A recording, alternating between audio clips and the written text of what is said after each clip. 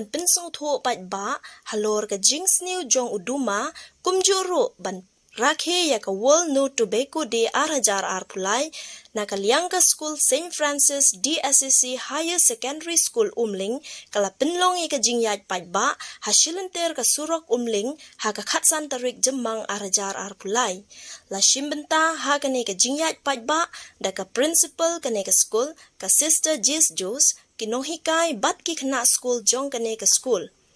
habakran siya kilat patay kubor, kinong hikay jong kani ka school kila ong, baka matdeng jong kani ka Jingiaid padba, kaday banyathu siya kipadba, ba uduma uday udaw ba, jong ka jingpang bampong, kabala ban siyem ya ka jingim, bat nakaliang ka school, kidon ka jingkermen, lingba, kani ka Jingiaid padba, kan wanra ka jing snowthu, ya kipadba, bakin kiar na uduma, raja, kaini, bat kiwe ki jingbam, Tobacco Day is celebrated on 31st May every year, and as we are aware, this year theme is Meghalaya.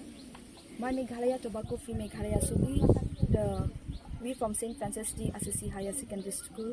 along with teachers, students and staff, we are organizing this rally in our society in Umling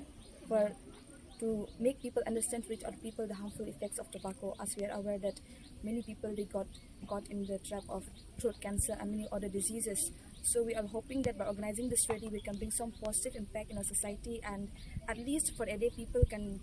stop using tobacco, and this will help them in the future life. Thank you. Megapor ni nakaliang ka School St. Francis DSCC Higher Secondary School ni Iwan Banyai Rally haga bayaday baka World No Tobacco Day kat kumba PUE yang ni ka team kaday tobacco my Meghalaya Tobacco Free Meghalaya ka jingtu jungi Banyai Rally kaday bangin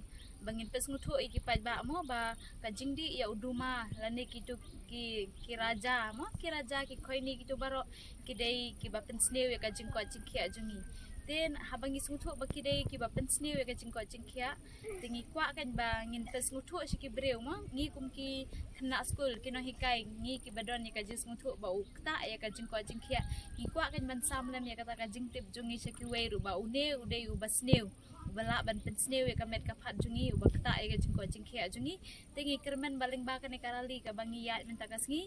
ki breu kin kan rung kata ka jingmutu ki breu ba kintip ba une udai ubasneu bat kin sange ano ya ka jing di Duma jongki lane ya ka jing bam jongki ya u khoini raja mo bala ban ta ya ka jing ko jing khia jungi help just help